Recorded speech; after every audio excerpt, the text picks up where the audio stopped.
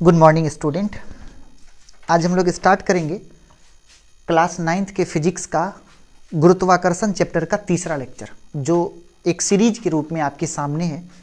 गुरुत्वाकर्षण चल रहा है और 9th के फिजिक्स को इतना डीप में पढ़ाने का एक ही मकसद है कि आप जो कोई भी किसी भी एग्ज़ाम के लिए तैयारी कर रहे हो, चाहे वो रेलवे हो, एसएससी हो, ग्रुप डी हो, जीडी हो, आर्मी हो, बैंकिंग हो, एसटीईटी हो, आप सीडीपी हो, बीपीएससी, जो कोई भी एग्ज़ाम की तैयारी करते हैं, यदि आप 9th और 10th के फिजिक्स का एक सुंदर सा नोट्स बनाते हैं, बार बार रिवाइज करते हैं 9th का और 10th का फिजिक्स, केमिस्ट्री और बायो, यदि आपने लाइन बाय लाइन स्टडी कर लिया तो साइंस का एक भी सवाल आपसे छूटने वाला नहीं है, इतना प्रॉमिस है आपसे।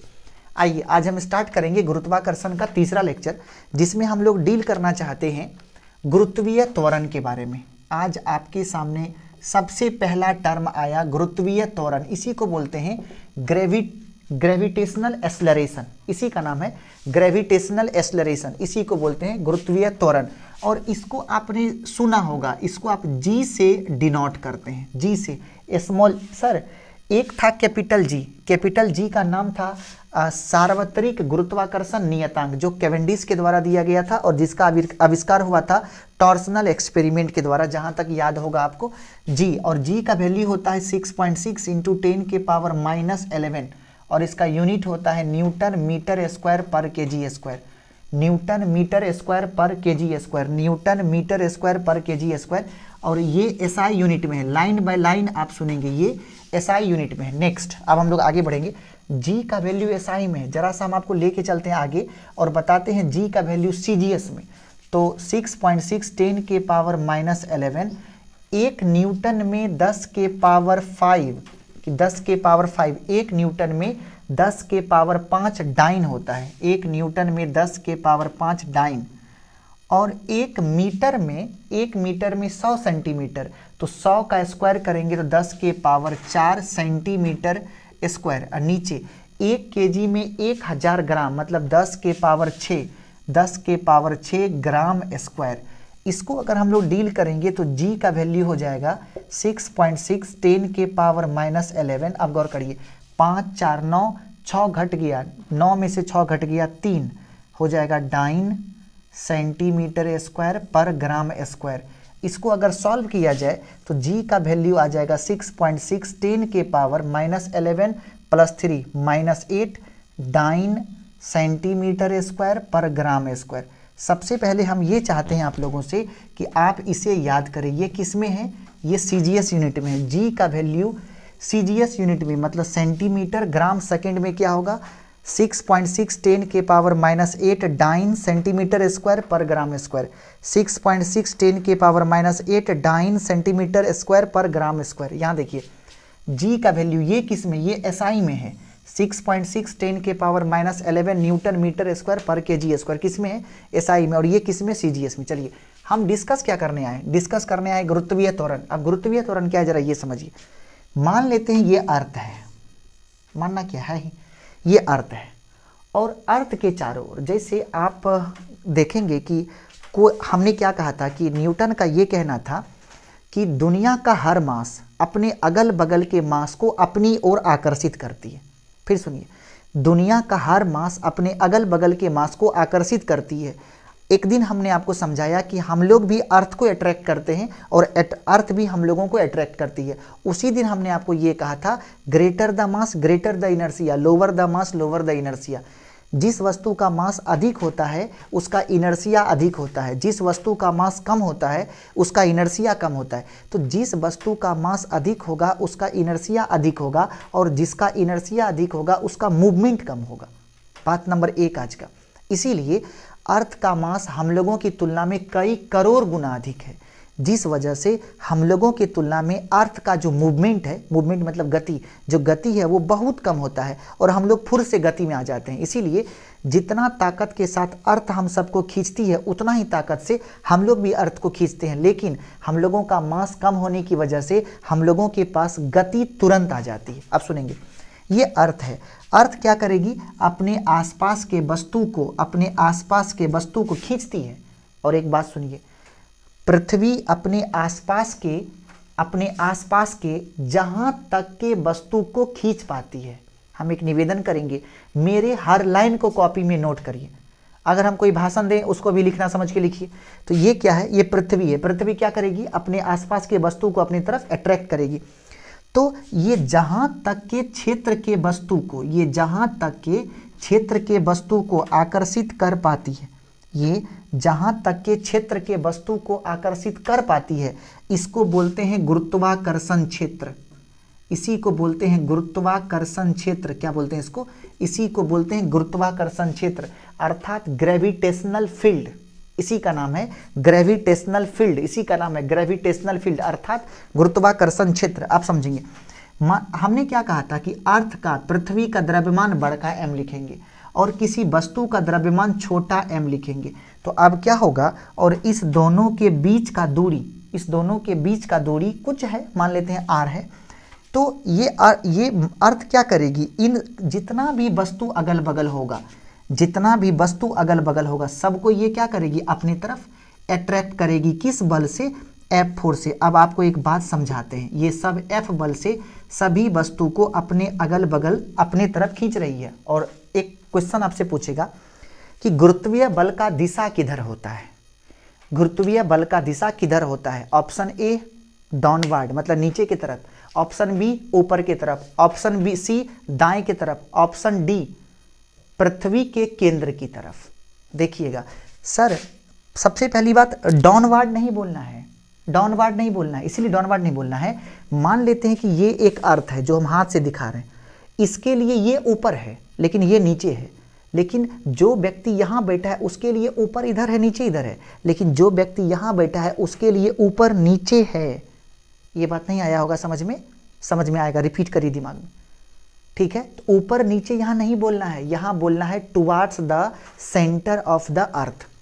यहाँ क्या बोलना है, यहाँ बोलना है towards the centre of the earth. यहाँ बोलना है towards the centre of the earth. यहाँ क्या बोलना है, towards the centre of the earth. Earth का जो सेंटर है उस सेंटर की तरफ बल लगता है। कौन सा, गुरुत्वाकर्षण बल किधर लगता है, हमेशा सेंटर की तरफ लगे। गुरुत्वाकर्षण बल जो है वो हमेशा सेंटर की तरफ लगता है। अब जरा समझिएगा, मान लेते हैं कि ये आपके पास पृथ्वी है, ये अर्थ है और ये अर्थ का केंद्र है और ये अर्थ का त्रिज्या है, अर्थ का त्रिज्या है, पृथ्वी की त्रिज्या है कितना, r।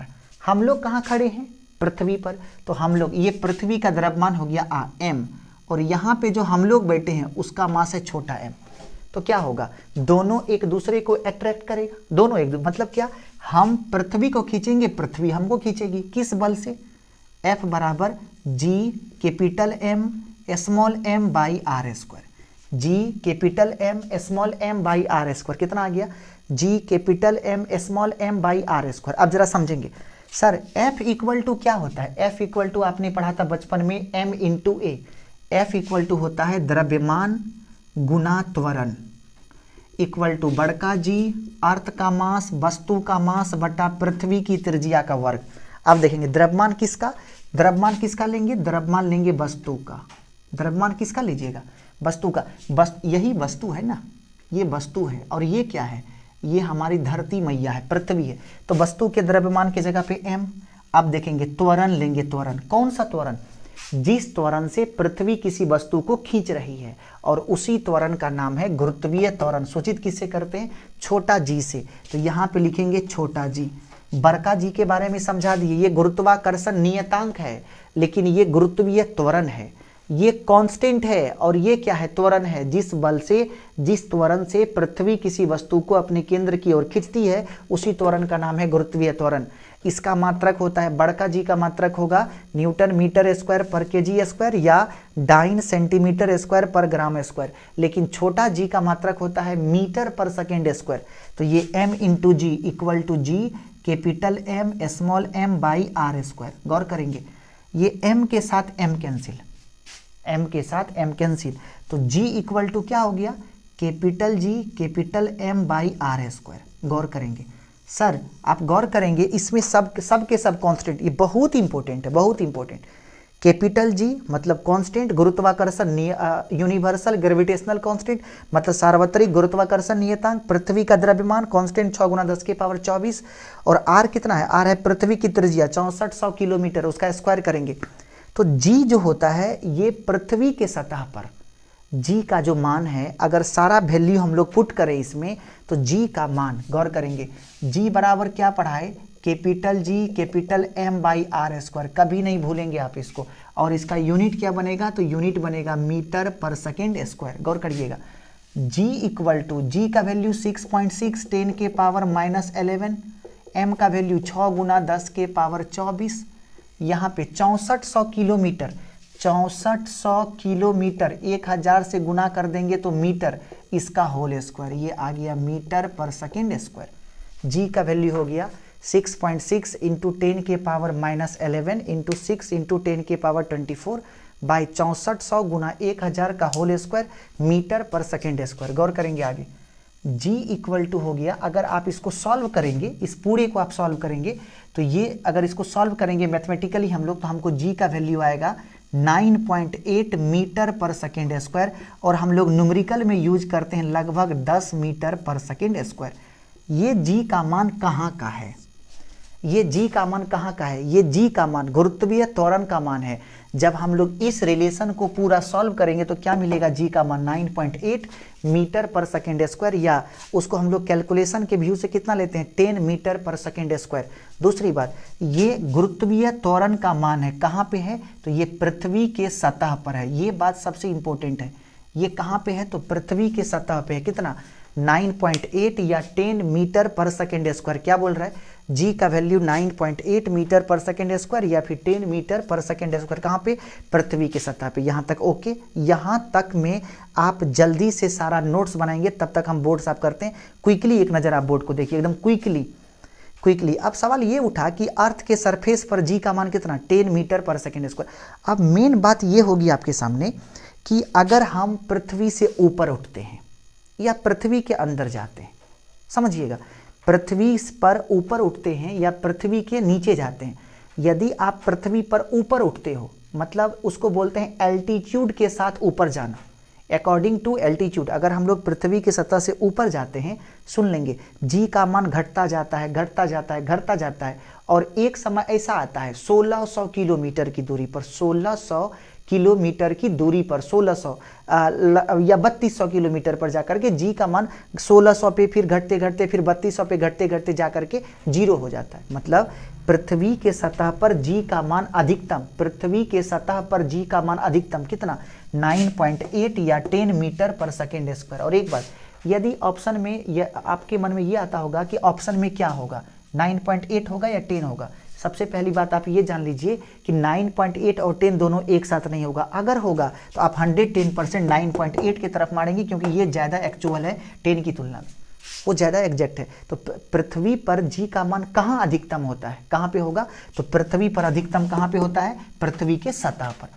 अब सतह पर थोड़ी सी परेशानी है, थोड़ी सी परेशानी, उस परेशानी से हम आपको वास्ता करवाते हैं, थोड़ी सी परेशानी। अब थोड़ी सी परेशानी क्या है, जरा इस चीज़ को देखने के लिए मेरे साथ आप आइए। सबसे पहली बात हम लोग को ये समझना है कि पृथ्वी गोल नहीं है। जहाँ तक हमें लग रहा है कि आपको ये पता होगा, पृथ्वी गोल नहीं है, वो थोड़ा सा चपटी है, थोड़ा सा चपटी है। चपटी होने का मतलब है कि उसका जो आकार है वो इस तरीके का है, पृथ्वी का इस तरीके का आकार है। ये थोड़ा सा हम ज़्यादा चपटी बना दीजिए, इतना नहीं है, थोड़ा सा। मतलब क्या, इसको बोलते हैं अक्ष और इसको बोलते हैं इक्वेटर। इक्वेटर ये क्या है, ये इक्वेटर, ये भूमध्य रेखा है, और ये अक्ष है, ये पृथ्वी का उत्तरी ध्रुव, ये पृथ्वी का दक्षिणी ध्रुव, ये नॉर्थ पोल और ये साउथ पोल, और इसको क्या बोलते हैं, इसको बोलते हैं इक्वेटर। ये आपका इक्वेटर है, इक्वेटर मतलब भूमध्य रेखा, और ये जो है ये पोल है, पोल मतलब ध्रुव। गौर करेंगे आप, सर पोल पर का ये देखिए, इसको हम त्रिज्या कहते हैं, और ये त्रिज्या कहाँ का है, इक्वेटर पर का, और ये त्रिज्या कहाँ का है, पोल पर का। बहुत इम्पोर्टेंट ये स्टार है। आर ई का मतलब इक्वेटर पर का त्रिज्या, आर पी का मतलब पोल पर का त्रिज्या। आर ई का मतलब हो गया इक्वेटर पर का त्रिज्या, और आर पी का मतलब क्या हो गया, पोल। पोल का हिंदी क्या, ध्रुव। पोल पर का त्रिज्या। अब देखेंगे इक्वेटर पर का त्रिज्या, आपको देख के क्या लग रहा है, इक्वेटर अधिक है और पोल कम है। देखिए ना, इक्वेटर पर अधिक है और पोल पर कम है। पोल का त्रिज्या छोटा है और इक्वेटर पर का त्रिज्या अधिक है। हम आपको एक लाइन बताना चाहेंगे कि इक्वेटर और पोल के बीच में त्रिज्या का अंतर 21 किलोमीटर का है। इक्वेटर और त्रिज्या, पोल पर का जो त्रिज्या है, मतलब पोल पर का त्रिज्या इक्वेटर से 21 किलोमीटर कम है, या इक्वेटर पर का त्रिज्या पोल पर के त्रिज्या से 21 किलोमीटर अधिक है। तो R E greater than R P. जरा सा वापस आइए, अभी हम जी बराबर क्या पढ़ाए, जी बराबर पढ़ाए G M by R square. अब देखिएगा, गौर करेंगे आप, सर ध्रुव पर कितना होगा, ध्रुव पर क्या बनेगा, ध्रुव पर मान लेते हैं जी पी, पी मतलब पोल, पोल मतलब ध्रुव, ये पोल मतलब क्या होता है, ध्रुव, ये है पोल वाला। अब जी पी बराबर क्या होगा, G M by R P का स्क्वायर। अच्छा, यहाँ पे भूमध्य रेखा पर क्या होगा, भूमध्य रेखा पर क्या होगा, जी ई बराबर G M by R E square, G M by R E, नीचे दिख रहा है G M by R E square. तो G M by R P square, ये कहाँ पे, पोल पे, और ये कहाँ पे, ये इक्वेटर पे है। गौर करेंगे आप, हम लोगों को सबसे पहले समझना पड़ेगा एक बात, सबसे पहले ये समझना पड़ेगा कि अभी हम क्या सिखाएं, कहाँ का त्रिज्या अधिक है और कहाँ का त्रिज्या कम है। गौर करिए, तो त्रिज्या पोल पर का, यहाँ देखिए पोल पर का त्रिज्या कम है और इक्वेटर का अधिक है। देखेंगे सर, जीपी में और आर में क्या रिलेशन है, उल्टा, जीपी में और आर में क्या रिलेशन है, उल्टा। जिसका त्रिज्या कम होगा वो वहां का जी अधिक होगा। आप इस बात को समझिए, जहां का रेडियस कम होगा वहां का गुरुत्वीय त्वरण अधिक होगा। तो आरपी मतलब पोल पर का रेडियस कम होता है और वहां का जी अधिक होगा। इसका मतलब है कि अभी हम आपको क्या सिखाए कि if RP greater than R E, sorry उल्टा हो गया, RP less than R E, RP क्या है, कम है, और आर ई क्या है, अधिक है। अगर आरपी कम है और आरपी आर ई अधिक है, तो जहां का त्रिज्या के साथ तो उल्टा रिलेशन है, तो जहां का त्रिज्या कम होगा वहां का जी क्या होगा, अधिक होगा। तो यहाँ पे क्या लिखेंगे, जी पी ग्रेटर देन जी ई, मतलब ध्रुव पर गुरुत्वीय त्वरण का मान पोल इक्वेटर पर गुरुत्वीय त्वरण से अधिक होगा। सवाल ये उतना इंपॉर्टेंट नहीं है जितना अब इंपॉर्टेंट है, सुनिएगा। आप पूछेगा नोट में, आप एक लाइन लिखेंगे, अब सवाल आपको ऐसे पूछ देगा एसएससी सब में कि एक व्यक्ति है जो दक्षिणी ध्रुव से उत्तरी ध्रुव की तरफ चलता है। गौर करेंगे, बोला एक व्यक्ति है जो दक्षिणी ध्रुव से चलना शुरू किया, चलते चलते कहाँ पहुंचा, उत्तरी ध्रुव पर पहुंचा। तो बताइए जी के मान में किस प्रकार से परिवर्तन होगा। सवाल देखिए कितना सुंदर पूछ रहा है, बहुत प्यारा, एकदम मक्खन जैसा सवाल आपसे एक पूछ दिया कि एक व्यक्ति है जो दक्षिणी ध्रुव से उत्तरी ध्रुव तक जाता है, या एक व्यक्ति है जो उत्तरी ध्रुव से दक्षिण ध्रुव तक आता है, या एक व्यक्ति है जो दक्षिणी ध्रुव से भूमध्य रेखा तक जाता है, या एक व्यक्ति है जो भूमध्य रेखा से दक्षिणी ध्रुव तक आता है। अभी क्या बोले, यहाँ पर जी का मान अधिक होता है, यहाँ पे जी का मान कम होता है, और यहाँ पर जी का मान अधिक होता है। देखिए, अगर कोई व्यक्ति दक्षिणी ध्रुव से उत्तरी ध्रुव पर जाएगा तो जी का मान अधिक से कम होगा, मतलब पहले घटेगा अब फिर कम से अधिक होगा, बाद में बढ़ेगा। क्या बोले, यदि कोई व्यक्ति साउथ पोल से नॉर्थ पोल की तरफ जाएगा तो जी का मान पहले अधिक से कम होगा, फिर कम से अधिक होगा, मतलब पहले क्या होगा, घटेगा, और बाद में क्या होगा, बढ़ेगा। अगर कोई व्यक्ति उत्तरी ध्रुव से दक्षिणी ध्रुव पर आता है तो पहले जी का मान क्या होगा, कम, घटेगा, अब फिर उसके बाद क्या होगा, बढ़ेगा। देखिए, अगर कोई व्यक्ति भूमध्य रेखा, ये कौन रेखा, यही तो भूमध्य रेखा है, यदि कोई व्यक्ति भूमध्य रेखा से पोल पर जाएगा, ध्रुव पर, जी का मान बढ़ेगा। अगर कोई व्यक्ति ध्रुव से भूमध्य रेखा पर जाएगा, जी का मान घटेगा। इस प्रकार का क्वेश्चन आपसे पूछा जाएगा। सुनिए, जी का मान पृथ्वी के सतह पर सबसे अधिक होता है, लेकिन सतह पर भी थोड़ा बहुत अंतर होता है। कहाँ पर, जो आपका ध्रुव है दक्षिणी और उत्तरी, वहां पर जी का मान अधिकतम होता है, और जो भूमध्य रेखा है उस पर जी का मान न्यूनतम होता है। ये हो गया पृथ्वी के सतह पर जी का मान किस तरीके से फ्लक्चुएट करता है, उस बारे में हमने आपको समझाया। अब सवाल उठेगा कि जी का मान जो है पृथ्वी के घूमने से भी प्रभावित होता है, जी का मान पृथ्वी के घूमने से भी प्रभावित होता है। दूसरी बात, जी का मान पृथ्वी के सतह से ऊपर जाने पर भी प्रभावित होता है और पृथ्वी के सतह से नीचे जाने पर भी प्रभावित होता है। ओके, जरा सा हम लोग बढ़ते हैं आगे, आप देखेंगे। तो सबसे पहले आप यहाँ तक जल्दी नोट करेंगे, तब तक हम उधर आगे बढ़ते हैं। तो अब हम लोग सबसे पहले पढ़ेंगे कि पृथ्वी के सतह से ऊपर जाने पर जी के मान में परिवर्तन। अगला हेडिंग देंगे आप, हेडिंग ये है आपके सामने कि पृथ्वी के सतह से ऊपर जाने पर जी के मान में परिवर्तन। जी के मान में परिवर्तन क्या लिखा है? लिखता है कि पृथ्वी के सतह से यदि आप ऊपर जाओगे तो जी के मान में किस तरीके से परिवर्तन होगा। आइए जरा पढ़ते हैं हम लोग। ये आपकी पृथ्वी है जिसका द्रव्यमान कितना है? m है। ये पृथ्वी की त्रिज्या है। मान लेते हैं कि आप यहाँ से h हाइट ऊपर चले गए, आप यहाँ पे आ गए, आपका मास है m।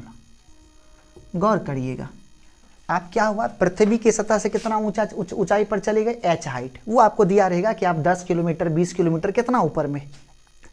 पृथ्वी की सतह से कितना हाइट ऊपर है? तो h हाइट आप ऊपर हैं। पृथ्वी का त्रिज्या कितना है? r है। आप कितना ऊंचा, ये पृथ्वी का सतह है, ये सतह है। सतह से h ऊंचाई ऊपर पर आप है, यहाँ गौर करिए, सतह से h हाइट ऊपर आप यहाँ पे बैठे, वो आप हैं, हम लोग हैं, कोई भी बैठा हुआ h हाइट ऊपर है। जैसे कि हम लोग पृथ्वी की सतह से 2.5 किलोमीटर ऊपर या 1000 मीटर ऊपर हम लोग हवाई जहाज में यात्रा कर रहे हैं, इस तरीके से। तो यहाँ पे क्या बोल रहा है कि अगर g का मान, g बराबर फॉर्मूला क्या होता है? Gm/r²। ये फॉर्मूला कब होता? ये फॉर्मूला तब होता जब आप पृथ्वी के सतह पर होते। इसका मतलब ये फॉर्मूला कहाँ पे है? सतह के लिए। अब आप कहाँ चले गए? h हाइट ऊपर, तो लिखेंगे h ऊंचाई या h हाइट ऊपर जाने पर, h हाइट ऊपर जाने पर क्या होगा? h हाइट ऊपर जाने पर क्या होगा? चलिएगा, तो h हाइट ऊपर जाएंगे तो उसको हम वहाँ पे g डैश मान लेते हैं। यहाँ पे g का मान क्या मान लिए? g डैश, और यहाँ पे g का मान कितना है? g। देखेंगे तो g डैश बराबर क्या होगा? Gm/r की जगह पे क्या लिख देंगे? r+h का होल स्क्वायर। इस बात को आप समझ जाइए, कुछ भारी थोड़ी है, सिर्फ हम ये बोले कि कुछ नहीं किए, सतह पर तो पढ़ा के लाए Gm/r²। सिर्फ हम क्या किए, जितना हाइट ऊपर जाएंगे, अब h हाइट ऊपर जाइएगा तो अब दूरी तो r+h ना हो गया। पहले तो मास यहाँ पे न था तो दूरी r था, पृथ्वी के केंद्र से दूरी लेना है आपको। जब h ऊपर चले जाएंगे तो r+h हो जाएगा, तो r+h का होल स्क्वायर। यहाँ तक ओके। चलिए बढ़ते हैं आगे। अब हम ये सोच रहे थे कि इसमें से आप g डैश इक्वल टू लिखेंगे Gm, नीचे से बोले r कॉमन करिए, नीचे से आप r निकालोगे लेकिन बाहर निकलेगा r², नीचे बनेगा 1+h/r का होल स्क्वायर। आप गौर करिए इसको, अगर इसको देखना है तो चलिए फिर से दिखाते हैं। हम क्या बोले, आप नीचे में क्या कॉमन करिए? r कॉमन करेंगे तो 1+h/r बचेगा, इस पूरे का होल स्क्वायर है, तो ये स्क्वायर तो दोनों पे जाएगा, तो ये हो जाएगा g dash equal to Gm/r² into 1+h/r का होल स्क्वायर। यहाँ तक समझ पाए? यहाँ पे समझना है, बहुत इंपॉर्टेंट चीज़ है वहाँ। तो अब सवाल ये उठा कि अगर हम लोग एक टर्म है जिसको बोलते हैं हम लोग बाइनोमियल थ्योरम, उनका कहना है कि यदि 1+x⁴n है तो इसको आप लिख सकते हैं 1+n इंटू x। मतलब कुछ नहीं सीखना है, ये जो पावर है ना उसको यहाँ गुना में ले लेना है, बस बात खत्म। और कुछ मत सीखिए, 1+x⁴n है तो पावर को उठा लीजिए, x के बगल में जाके रख दीजिए, बात बाकी सब सॉल्व हो जाएगा। तो यहाँ पे इसको ऐसे लिख सकते हैं, क्या देखिए, तो g डैश बराबर Gm/r² इंटू 1+h/r के पावर -2। ओके, अब देखिए Gm/r² को आपने क्या लिखा? g, तो g डैश बराबर हो जाएगा g इंटू 1, ये पावर कहाँ, यहाँ बीच में आएगा तो 2h/r। ये फॉर्मूला है कहाँ के लिए? ऊपर जाने के लिए। यदि आप पृथ्वी की सतह से ऊपर जाओगे तो g किस रूप में वैरी करेगा? तो g डैश बराबर g into 1 - 2h/r, g dash equal to g into 1 - 2h/r, g dash equal to g minus, 4 बार उस फॉर्मूला को हम लोग रिवाइज करेंगे। g dash equal to g into 1 - 2h/r। बहुत सुंदर है, बहुत सुंदर है, बहुत सुंदर है। g dash equal to g into 1 - 2h/r। Okay, ये कब का फॉर्मूला है? ये फॉर्मूला है कि पृथ्वी के सतह से ऊपर जाने पर जी के मान में किस तरीके से परिवर्तन होता है, उसके लिए आपने एक फॉर्मूला बनाया। वो फॉर्मूला क्या है, G dash equal to G into 1 minus 2h by R. आप समझेंगे, यदि अब एक टर्म हम डिफाइन करना चाहते हैं, यदि जी डैश बराबर 0, मतलब आपको ये समझाना चाहते हैं कितना ऊंचाई पर जाने से, कितना ऊंचाई पर जाने से। देखिएगा 1 में से कुछ घट रहा है, 1 में से कुछ घटेगा तो जी डैश का मान जी से कम हो जाएगा। इसका मतलब जैसे जैसे आप ऊपर जाते हैं तो जी का मान 9.8 से घट रहा है। एक समय ऐसा आएगा जब जी डैश का मान 0 हो जाए। क्या बोल रहा है, यदि जी डैश बराबर 0 हो, तो यदि जी डैश बराबर 0 कर देंगे तो 0 बराबर G into 1 minus 2h by R. गौर करिएगा, जी गुना में इधर आएगा तो भाग में, गौर करेंगे यहाँ पे आ जाते हैं तो यहाँ पर हो जाएगा 0 बटा जी बराबर 1 माइनस 2h बाई आर। 0 में जी से भाग देंगे 0, 1 माइनस 2h बाई आर। अब 2h बाई आर माइनस में इधर लाएंगे प्लस में, तो 2h बाई आर बराबर 1, तो h बराबर हो गया r बाई 2। r का मान कितना बोले, 3200 किलोमीटर बटा 2, 6400 किलोमीटर बटा 2। तो अगर भाग करेंगे तो h बराबर हो जाएगा 3200 किलोमीटर। अर्थात सबसे पहला पॉइंट आप ये समझिए, ऊपर जाने पर जी का मान घटता है। सब बात को छोड़िए, ऊपर जाने पर जी का मान घटता है। एक नंबर की बात। दूसरे नंबर की बात लिखिए, दूसरे नंबर की बात लिखेंगे कि 3200 किलोमीटर ऊपर जाने पर, 3200 किलोमीटर ऊपर जाने पर, 3200 किलोमीटर ऊपर जाने पर, 3200 किलोमीटर ऊपर जाने पर जी का मान शून्य हो जाता है, शून्य हो जाता है। एक गजब की बात सुनाएंगे आपको, जी का मान शून्य हो जाता है। अब एसएससी एक क्वेश्चन उठाया, पूछता है कि एक व्यक्ति है या एक प्लेन है जो पृथ्वी के सतह से 3300 किलोमीटर ऊपर उड़ान भरा हुआ है। गजब का क्वेश्चन, 99% बच्चा सो गलती टिक करेगा। एक एसएससी एक क्वेश्चन लिखता है कि एक प्लेन है, एक हवाई जहाज है जो पृथ्वी के सतह से 3300 किलोमीटर ऊंचाई पर उड़ान भर रहा है, 3300 किलोमीटर ऊंचाई पर उड़ान भर रहा है। तो बताइए उस हेलीकॉप्टर का भार कितना होगा।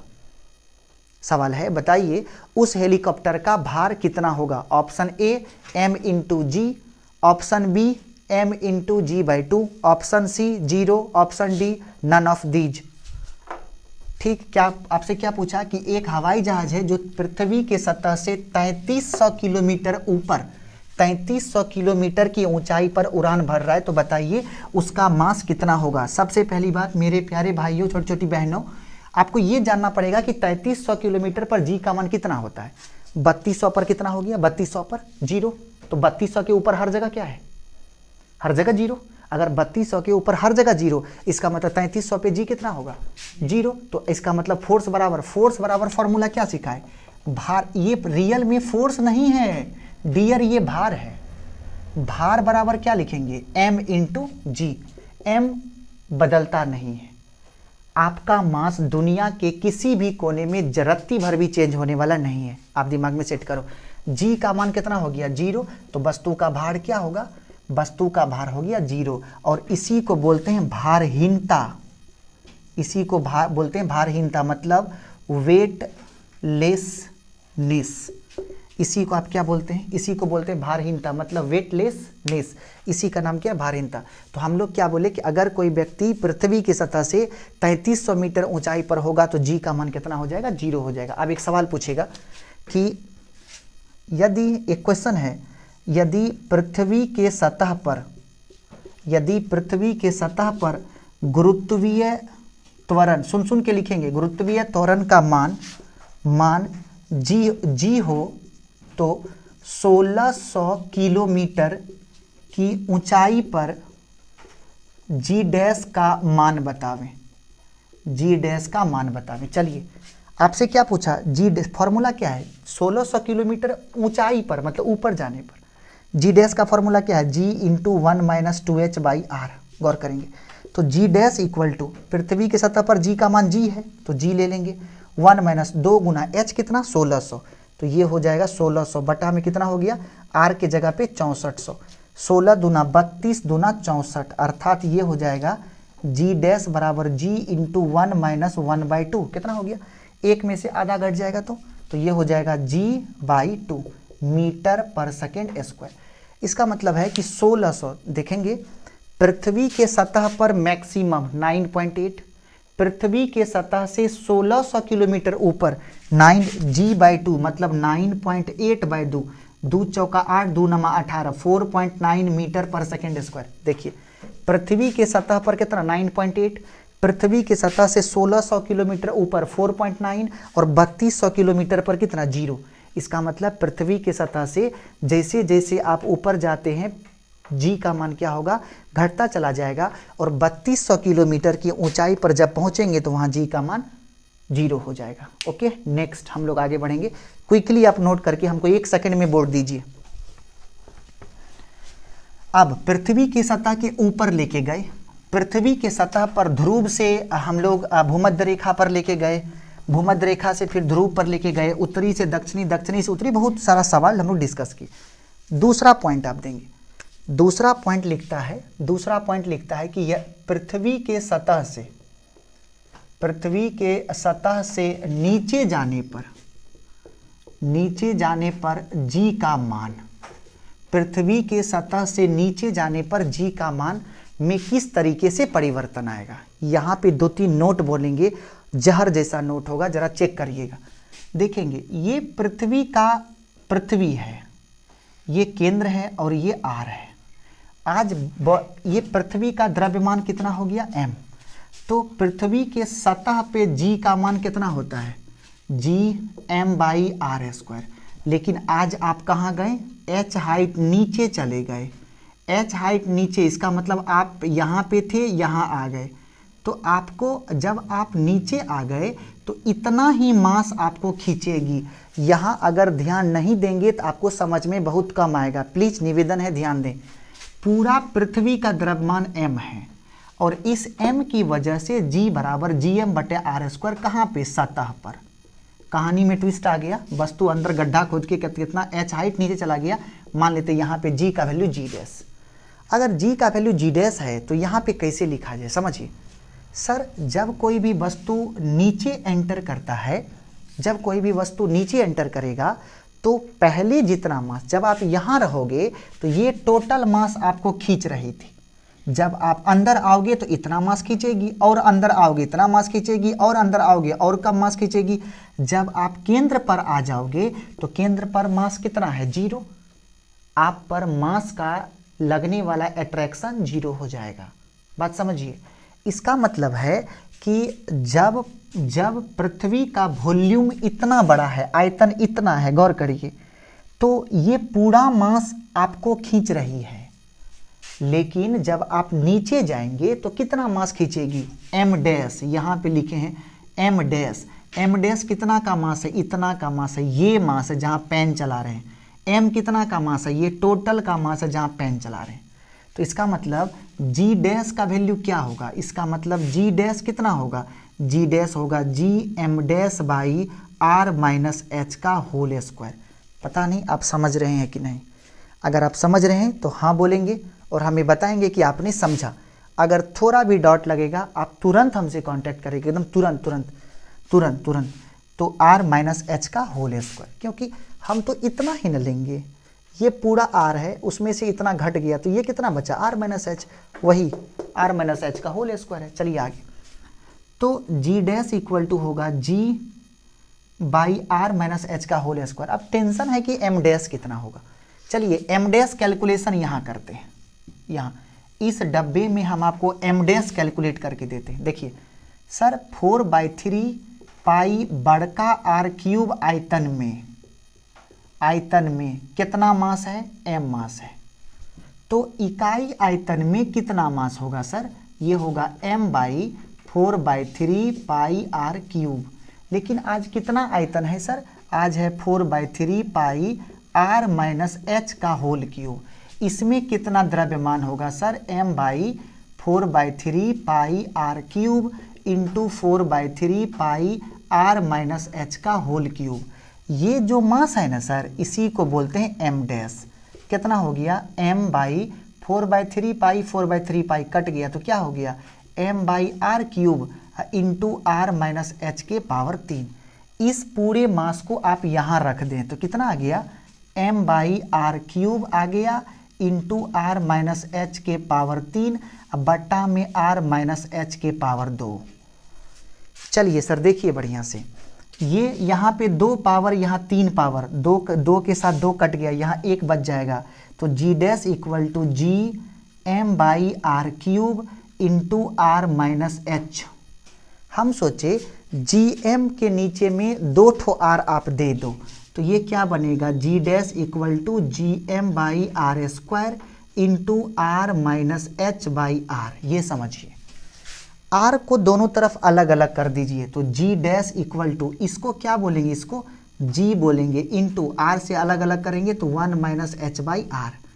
ये फॉर्मूला है किसके लिए, जब आप पृथ्वी के सतह से नीचे जाओगे तो g का मान इस तरीके से बदलता है, g डैश बराबर g into 1 minus h/r, g dash बराबर g into 1 minus h/r, g dash बराबर g into 1 minus h/r, g dash बराबर g इंटू 1 माइनस h/r। अब जरा चलते हैं आगे। तो सवाल ये उठा कि जब आप नीचे जाओगे तो g का मान घटेगा, ठीक है। तो आज का स्टार नंबर 1 क्या बोले, नीचे जाने पर g का मान, नीचे जाने पर g का मान घटता है। दूसरा g डैश बराबर 0, यदि g डैश 0 मतलब g का मान नीचे जाने पर 0 कहाँ पे होगा, तो g डैश बराबर 0, तो g डैश के जगह पे g इंटू 1 माइनस h/r बराबर 0, तो 1 माइनस h/r बराबर 0, तो h/r बराबर, इसको माइनस में उधर जाएगा प्लस में, तो h बराबर r, और r कितना होता है 6400 किलोमीटर। इसका मतलब यदि आप पृथ्वी के सतह से 6400 किलोमीटर अंदर जाओगे तो वहाँ g डैश का वैल्यू 0 आएगा। तो यदि आप, ये तो त्रिज्या है, तो जब 6400 किलोमीटर अंदर आओगे तो यही कौन चीज हो गया, पृथ्वी का केंद्र हो गया। इसका मतलब पृथ्वी के केंद्र पर g का मान कितना होगा, 0 होगा, 0 होगा। पृथ्वी के केंद्र पर g का मान क्या होगा, 0 होगा। पृथ्वी के केंद्र पर g का मान क्या होगा, 0 होगा। पृथ्वी के केंद्र पर g का मान कितना होगा, 0 होगा। अब देखेंगे सर, इक्वेटर पर कम और पोल पर सबसे अधिक, ऊपर जाने पर घटेगा, नीचे जाने पर घटेगा, और पृथ्वी के केंद्र पर कितना होगा, 0, और ऊपर जब जाइएगा, जब आप केंद्र पर रहोगे तो 0, केंद्र से, गौर से देखेंगे, अगर केंद्र पर हैं तो 0, अगर आप केंद्र से सतह पर जाएंगे तो बढ़ेगा, और जब सतह के बाहर जाएंगे तो घटेगा। गौर करेंगे आप। तो मेरा ये कहना हुआ, अच्छे से आप एक चीज़ देखिएगा, आपको एक फॉर्मूला दिखाते जो बहुत इंपॉर्टेंट ग्राफ के रूप में बदलेगा। जल्दी से और क्विकली आप नोट करने की कोशिश करेंगे मेरे साथ, क्विकली नोट करने की कोशिश करेंगे आप मेरे साथ, क्विकली नोट करने की कोशिश करेंगे। अब आपको हम एक ग्राफ दिखाते हैं। ग्राफ ये है, ग्राफ ये कहता है, ग्राफ का कहना है, अब एक ग्राफ देखेंगे आप, देखेंगे सर g बराबर फॉर्मूला क्या है, gm/r²। देखिए अब 2 भाग में बटेगा, जैसे ये पृथ्वी है, गौर करिएगा, ये पृथ्वी का केंद्र है, ये पृथ्वी का सतह है, ये क्या है, तो ये पृथ्वी का केंद्र है, ये पृथ्वी का सतह है, और ये बाहरी भाग है, ये बाहरी भाग है, और ये भीतरी भाग है। ये कौन है, भीतरी भाग है। समझिए सर, अगर आप पृथ्वी के अंदर में रहेंगे, भीतरी भाग में रहेंगे, यहाँ पे समझिए, भीतरी भाग में जो गुरुत्वीय त्वरण होता है वो मास पर डिपेंड करता है। अगर नहीं है याद तो आज आप सुनिए, पहले आज आपको सुनना पड़ेगा। ये g है और ये केंद्र से दूरी है, उसके बीच का ग्राफ बनाएंगे। क्या बोले, पृथ्वी के केंद्र से सतह तक g किस पे डिपेंड करेगा, r पर कि m पर, किस पे बोले, m पर, पृथ्वी के द्रव्यमान पर। पृथ्वी के केंद्र से पृथ्वी के सतह तक g डैश का वैल्यू किस पे निर्भर करता है, द्रव्यमान पर, और जब पृथ्वी के बाहर जाते हैं तो किस पे निर्भर करता है, दूरी पर। अब गौर करिए सर, अंदर में द्रव्यमान पर, तो द्रव्यमान के साथ कैसा रिलेशन, समानुपाती है, मतलब डायरेक्टली प्रोपोर्शनल। और आपको एक लाइन कह देते हैं, दुनिया में कहीं भी डायरेक्टली प्रोपोर्शनल दिखेगा उसका ग्राफ स्ट्रेट लाइन होगा यदि दोनों का डिग्री 1 हो, पावर 1 हो। तो इसका मतलब इसका ग्राफ कैसा होगा? Straight line. ये ग्राफ कैसा हो गया? Straight line. यहाँ पे g का मान 0, यहाँ पे g का मान मैक्सिमम, g का मान अधिकतम, और g का मान अधिकतम कितना? 9.8 मीटर पर सेकेंड स्क्वायर। और इसके बाद देखिए व्युत्क्रमानुपाती है, तो इसका मतलब क्या है? इसके बाद घटना शुरू हो जाएगा और लगभग 1600, g का मान फिर 0 होगा। कहाँ पे? r का वैल्यू यदि 3200 किलोमीटर ऊपर चले जाएंगे तो g का वैल्यू क्या होगा? 0 हो जाएगा। 3200 किलोमीटर, ये पृथ्वी का सतह है, पृथ्वी का सतह है। ये r बराबर 0 है, r बराबर 0 का मतलब ये पृथ्वी का केंद्र है। ये r बराबर 6400 किलोमीटर है, इसका मतलब ये पृथ्वी का सतह हो गया।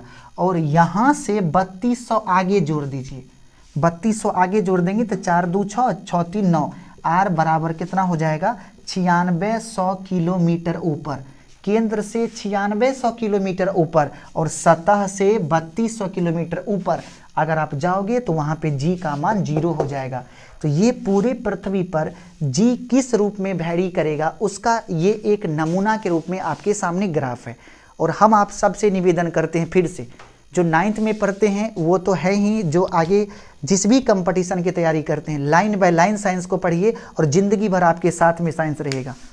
ओके, 1 सेकेंड, तब तक जल्दी से 1 मिनट में हमको बोर्ड खाली करके दीजिए। क्विकली आप हमें बोर्ड खाली करके देंगे, क्विकली आप हमें बोर्ड खाली करके देंगे। ओके, एक छोटा सा स्टार आप पढ़ेंगे, तब तक हम इसको मिटाते हैं, आप जल्दी से नोट करेंगे।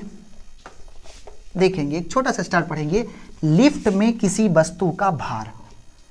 एक छोटा सा स्टार आप मेरे साथ पढ़ेंगे, लिफ्ट में किसी वस्तु का भार, लिफ्ट में किसी वस्तु का भार। एक छोटा सा स्टार आपके सामने है, लिफ्ट में किसी वस्तु का भार। हेडिंग दीजिए आप, अगला हेडिंग लिफ्ट में वस्तु का भार।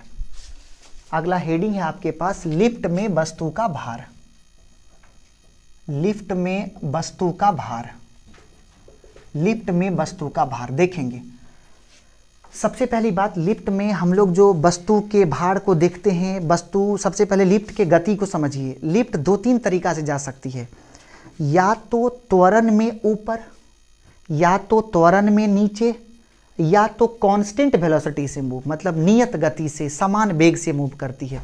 अगला तो सबसे पहला स्टार है कि यदि लिफ्ट ए एक्सेलरेशन से, एक्सेलरेशन मतलब त्वरण, ए एक्सेलरेशन से ऊपर जाती है, बहुत इंपॉर्टेंट स्टार है, ऊपर जाती है। क्या बोला गया है कि एक लिफ्ट है जो ए एक्सेलरेशन से ऊपर जाती है। चल भाई चल आजा, ये कोई लिफ्ट है, इसको समझिएगा अच्छे से। ये कोई वस्तु है जिसका मास m है। गौर करिएगा, लिफ्ट किधर जा रही है? ए एक्सेलरेशन से ऊपर जा रही है। एकदम बढ़िया से मन को शांत करके सुनिएगा। सर फोर्स, गुरुत्वाकर्षण बल हमेशा किधर लगेगा? नीचे की ओर। तो ये क्या हो गया? नीचे mg। ऊपर कौन सा फोर्स लगेगा? ऊपर लगेगा नॉर्मल। देखिए नीचे क्या लगा? mg, ऊपर क्या लगा? नॉर्मल। सर एक्सेलरेशन किधर है? ऊपर की तरफ। तो आप सबसे पहले ये समझिए, जिधर एक्सेलरेशन होता है उसी डायरेक्शन में नेट फोर्स होगा। इस बात को पहले समझिए, जिधर एक्सेलरेशन होता है उसी डायरेक्शन में नेट फोर्स होगा। इसका मतलब नेट फोर्स किधर होगा? ऊपर के नीचे नेट फोर्स ऊपर होगा। क्यों? क्योंकि एक्सेलरेशन ऊपर की तरफ है। आप जानते हैं नेट फोर्स बराबर मास गुना एक्सेलरेशन। एकदम देखिए बढ़िया से, नेट फोर्स कैसे निकालते हैं? ऊपर का फोर्स माइनस नीचे का फोर्स। ऊपर का फोर्स कितना? n माइनस नीचे का फोर्स mg बराबर मास कितना है? m, एक्सेलरेशन कितना है? a। तो ये क्या हो गया? n माइनस mg बराबर ma। तो n बराबर क्या हो गया? mg, अब प्लस कितना हो गया? ma। अब सुनेंगे सर, ये जो n है इसका नाम है आभासी भार, इसका नाम है आभासी भार। mg का मान है वास्तविक भार, वास्तविक भार।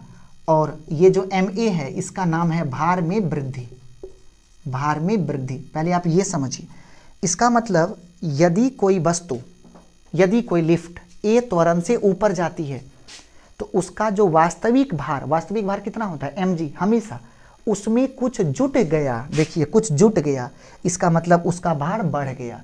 इसका मतलब यदि कोई वस्तु लिफ्ट में बैठा हुआ हो, यदि आप लिफ्ट में हैं और लिफ्ट त्वरण में ऊपर जाती है तो आपका भार थोड़ा सा बढ़ा हुआ प्रतीत होगा। तो एक नोट लिखेंगे आप कि यदि कोई वस्तु, यदि इसके सुन के लिखेंगे, यदि कोई वस्तु लिफ्ट में ऊपर जाती है तो उसका भार बढ़ा हुआ प्रतीत होता है। कितना से? m इंटू ए से बढ़ा हुआ प्रतीत होता है। तो फॉर्मूला क्या हो गया कि आभासी भार बराबर m इंटू जी प्लस ए। आप सुनिएगा, अब इस पे सवाल कैसा देगा, इस पे सवाल पूछेगा कि एक वस्तु है जिसका द्रव्यमान 10 kg है, एक वस्तु है जिसका द्रव्यमान 10 kg है, वो एक लिफ्ट में रखा हुआ है। लिफ्ट जो है वो 5 मीटर पर सेकेंड स्क्वायर के त्वरण से ऊपर की ओर जा रही है, तो बताइए उसका आभासी भार कितना होगा। तो आभासी भार कितना होगा, क्या लिखें, m इंटू जी प्लस ए। तो m के जगह पे 10, g के जगह पे 10, a के जगह पे 5, 10 5 15, 15 गुना 10, 150 न्यूटन। भार का मात्रक न्यूटन होता है और ये कौन भार है, ये आभासी भार है। तो भार का मात्रक क्या होता है, न्यूटन। इसका मतलब उस वस्तु का भार कितना हो जाएगा, 150 हो जाएगा। अच्छा, वास्तविक भार कितना होगा, वास्तविक भार कितना होता है, m इंटू जी। m कितना है 10, g कितना है 10, वास्तविक भार कितना होगा 100 न्यूटन। अच्छा, भार में वृद्धि कितना का हुआ है, 150 माइनस 100 कितना हो गया, 50 न्यूटन का वृद्धि हुआ है। ये पूछा हुआ क्वेश्चन है कंपटीशन में। आपको दिया रहेगा कि एक वस्तु है जिसका मास दिया हुआ है, यदि वो वस्तु त्वरण के लिफ्ट त्वरित होकर के ऊपर जा रही है तो उसका इतना त्वरण है, तो बताइए उसका आभासी भार कितना होगा, वास्तविक भार कितना होगा, भार में वृद्धि कितनी होगी। तो इस तरीके से आप सवाल को डील कर सकते हैं। दूसरा पॉइंट है कि यदि लिफ्ट ए त्वरण से, ये ए लिखा हुआ है दोस्त, ए त्वरण से किधर जाती है, नीचे जाती है। सबसे पहले ये समझिए, ऊपर जाने पर भार क्या होगा, ऊपर जाने पर भार बढ़ा हुआ प्रतीत होगा। सबसे पहली बात, आप किधर जा रही है, नीचे। आइए एक फिगर बनाते हैं। ये कोई लिफ्ट है, उसमें एक वस्तु है जिसका मास m है, त्वरण किधर है, नीचे लगेगा mg, ऊपर क्या लगेगा, नॉर्मल। आज बताइए तो कौन अधिक होगा, mg की n, mg अधिक होगा क्योंकि एक्सेलरेशन नीचे की तरफ है। आपने क्या पूछा, नेट फोर्स बराबर मास गुना एक्सेलरेशन। आज जनता उदास है, बहुत देर से पढ़ाई चल रही है, जनता उदास है। मास इंटू एक्सेलरेशन, जनता उदास है।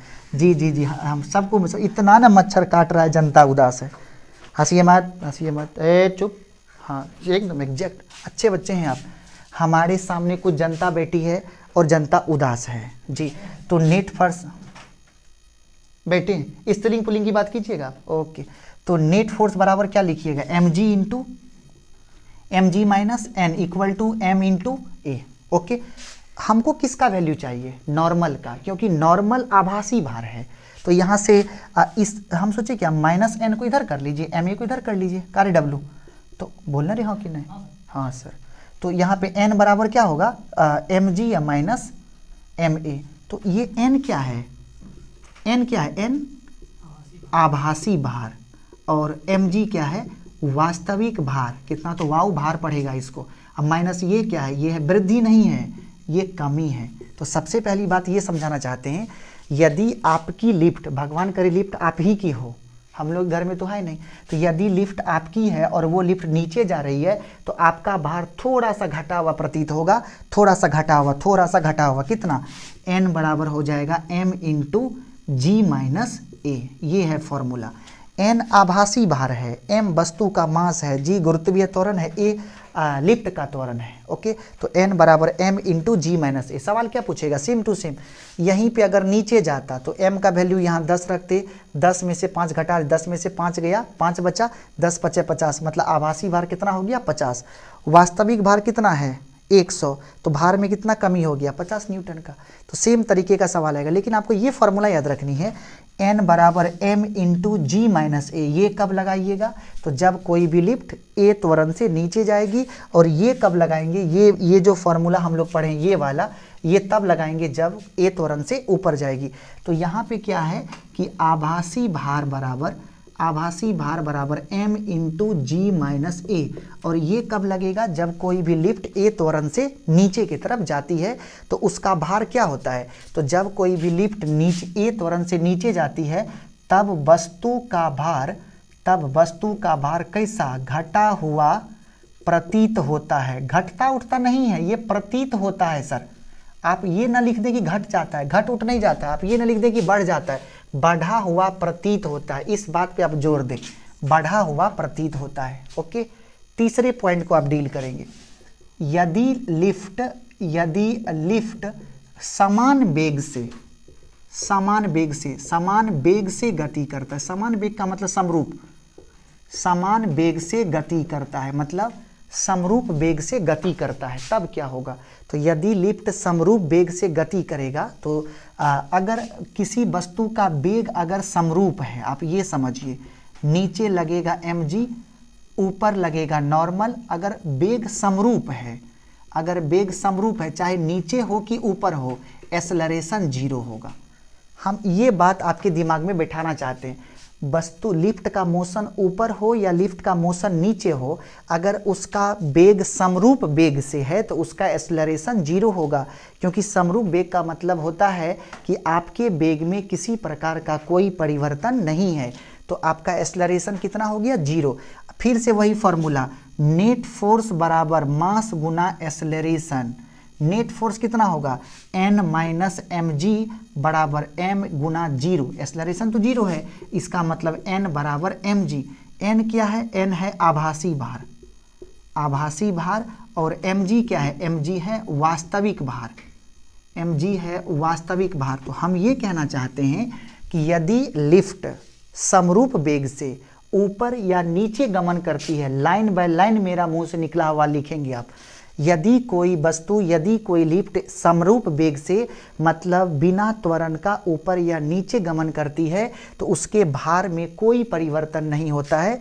मतलब जितना भार उसका पहले था उतना ही भार अभी भी होगा, मतलब भार में किसी प्रकार का कोई परिवर्तन नहीं होता है। यहाँ तक कंप्लीट। अब जरा सा एक छोटा सा स्टार देख के रखेंगे। जैसे मान लीजिए कभी कभी हम लोगों किसी से दुश्मनी हो जाती है, तो मान लेते हैं कि कोई व्यक्ति था, वो क्या हुआ, लिफ्ट में जा रहा था, लिफ्ट में वो जा रहा था। आप क्या किए? लिफ्ट का रस्सी काट दिए। बहुत ही हॉट क्वेश्चन है ये कंपटीशन का, बहुत इससे क्वेश्चन पूछता है। एक छोटा सा स्टार डील करते हैं आपके सामने। बोला कि यदि लिफ्ट की रस्सी काट दी जाए, गौर करिएगा, यदि लिफ्ट की रस्सी काट दी जाए, चौथा पॉइंट है आपका, यदि लिफ्ट की रस्सी काट दी जाए, क्या लिखे हैं? आपने क्या किया? आपका कोई दुश्मन लिफ्ट में घुसा, भगवान न करे कोई हम सबका दुश्मन हो, आप लिफ्ट का रस्सी काट दिए।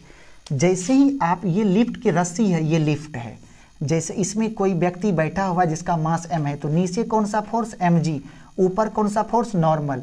तो जैसे ही आप लिफ्ट का रस्सी काटेंगे, मतलब क्या, जैसे ये लिफ्ट है, आपने इसको फ्री कर दिया, लिफ्ट का रस्सी काट दिया, ये ऐसे गिरना शुरू होगा। इस घटना को बोलते हैं फ्री फॉल। इस घटना को रस्सी कटने पर, जैसे ही आपने रस्सी काट दी, रस्सी काटने पर कौन सा गति होता है? Free fall. फ्री फॉल का मतलब होता है मुक्त रूप से गिरना। अगर मुक्त रूप से गिरेगा, अगर दुनिया में किसी भी वस्तु का फ्री फॉल करेंगे, मुक्त रूप से फ्री फॉल होगा, तब उसका त्वरण g के बराबर होगा। ये सभी छोटका बात अगर मिस किए तो घर पे आके हम आगे नहीं कहेंगे, तो तब उसका त्वरण क्या होगा? a बराबर g हो जाएगा। क्या बोल रहे हैं? यदि किसी लिफ्ट की रस्सी आप काट देंगे तो लिफ्ट क्या होगा? किस मोशन में जाएगा? उसको बोलते हैं फ्री फॉल। फ्री फॉल का मतलब मुक्त रूप से उसका गति करेगा, मुक्त रूप से, बिना किसी फोर्स का, और उसका एक्सेलरेशन कितना होगा? g के बराबर। और किधर के तरफ गिरेगा? रस्सी काटिएगा तो ऊपर थोड़ी उड़ जाएगा, नीचे ही ना गिरेगा, तो वो नीचे गिरना शुरू होगा। तो नीचे में कौन फोर्स है? mg। तो क्या लिखेंगे? mg माइनस n बराबर m इंटू a का मान कितना? g। तो mg माइनस n बराबर mg। एन उधर ले आइए, एम जी इधर लीजिए, तो m g minus m g बराबर एन, तो एन बराबर कितना हो गया 0। एन क्या था बताइए, कोई एन क्या था? आभासी भार। जी, मेरी जनता बहुत ही मूर्ख है, बोलती है एन नेट फोर्स है, आभासी भार है। एक जनता ठीक है, आभासी भार, तो एन क्या है? ये आभासी भार है, मतलब एन बराबर 0, आभासी भार बराबर 0, और इसी शर्त को बोलते हैं भारहीनता। भारहीनता समझिए। अब हम क्या कहना चाहते हैं, एक भाषण सुनिए। बोलता है यदि आप लिफ्ट की रस्सी काट दिए, लिफ्ट की रस्सी काट देंगे, लिफ्ट का गति कैसा होगा? Free fall. फ्री फॉल होगा, लिफ्ट का त्वरण कितना होगा? जी के बराबर। और उसका फिर एक बात सुनिए, बीच में हम रुक गए हैं कि किसी वस्तु का वास्तविक भार कभी शून्य नहीं होता है। फिर सुनिए इस लाइन को, किसी भी वस्तु का वास्तविक भार कभी शून्य नहीं होता है। किसी भी वस्तु का वास्तविक भार कभी शून्य नहीं होता है। किसी भी वस्तु का वास्तविक भार तभी शून्य होगा जब पृथ्वी पर से जी खत्म हो जाएगी। जिस दिन पृथ्वी पर से जी खत्म हो जाएगी, न पृथ्वी रहेगी न देखने के लिए हम लोग रहेंगे। इसीलिए उस समय की बात करना एकदम बेकार सी बात लगती है, लगता है कि डायनासोर के युग की हम लोग बात कर रहे हैं। बस एक कहानी रची गई है, उस पर कोई भरोसा नहीं है मुझको। तो यहाँ पे n बराबर 0, तो n कौन सी है? आभासी भार, और आभासी भार क्या होगा? भार, आभासी भार 0 होगा, और इस कंडीशन का क्या नाम है? भारहीनता। जब इतना सुन ही लिए हैं मेरे मुंह से गंदी गंदी बात, एक गंदी बात और सुनिए। कहता है, मान लीजिए कि प्योर दुश्मनी था, यहाँ पे जितनी जनता बैठी है सब आज शाम से मच्छर मार रही है, ठीक है, तो वो मच्छर से उसका दुश्मनी चल रहा है। अब यहाँ हम एक बात कहना चाहते हैं कि मान लीजिए कि आपका दुश्मन लिफ्ट में घुसा, आप पहले लिफ्ट का रस्सी काट दिए। इस क्वेश्चन को नोट करेंगे, बोर्ड पे हम नहीं लिखेंगे, इसको नोट करेंगे आप। लिफ्ट का रस्सी काट दिए, मेरा मन नहीं भरा, उस लिफ्ट पे एक जोर से धक्को मार दिए। समझिए क्या किए हैं? बहुत ही सुंदर क्वेश्चन, आपको लिखा रहेगा कंपटीशन में। ऐसा क्वेश्चन पूछेगा कि एक आदमी ने किसी लिफ्ट की रस्सी काट दी और उस पर एक बाह्य बल लगा दिया, तो इनमें से कौन सा ऑप्शन सही होगा? ऑप्शन ए, वस्तु का भार शून्य हो जाएगा। ऑप्शन बी, वस्तु का भार शून्य नहीं होगा। ऑप्शन सी, लिफ्ट वस्तु से टकरा जाएगी। और ऑप्शन डी, इनमें से कोई नहीं। सुनिए आप बात को, जिस समय लिफ्ट की रस्सी काटेंगे, इस बात को अपने अंदर जाके फील करिएगा, तभी आंसर मिलेगा। अगर आपने रस्सी काट दिए, तो अगर आप रस्सी काट दिए, तो जब रस्सी काट देंगे, जैसे हम क्या किए कि ये वस्तु है, ये लिफ्ट है, तो जब हम इसका रस्सी काट दिए तो ये भी दोनों फ्री फॉल होने लगा। लेकिन अगर हम रस्सी काट के इस पर एक फोर्स लगा दें, तो अगर हम छोड़ देंगे दोनों जी से आएगा, तो जब रस्सी काटे होंगे तो दोनों जी से नीचे आएगा। लेकिन जब इस पर फोर्स लगा देंगे तो इसका त्वरण जी से अधिक न हो जाएगा। ये गिर रहा है 10 मीटर के वेग से, ये गिर रहा है 12 के वेग से, तो ये जाके इससे टकरा न जाएगा। समझिए कौन ऑप्शन सही होगा। फिर से क्वेश्चन बोलते हैं। एक व्यक्ति है जो लिफ्ट में बैठा हुआ है, एक दर्शक ने, एक दूसरे व्यक्ति ने लिफ्ट की रस्सी भी काट दी और ऊपर से एक बाह्य बल भी लगा दिया, तो इनमें से कौन ऑप्शन सही होगा? उस वस्तु का भार शून्य हो जाएगा, या वस्तु मतलब अंदर में जो लड़का खड़ा है वो लिफ्ट के छत से टकरा जाएगा, या वस्तु का भार बढ़ जाएगा, या वस्तु का भार घट जाएगा? क्या होगा? वो जो लड़का है उसका जो सर होगा वो लिफ्ट के छत से टकरा जाएगा, और भगवान न करे उसको कुछ हो। ओके, आज आप लोग बहुत मेरा बकर बकर सुन चुके। आज के लिए इतना ही, तब तक के लिए धन्यवाद करते हैं और प्रॉमिस करते हैं कि बहुत जल्द हम लोग मिलेंगे। Thank you so much.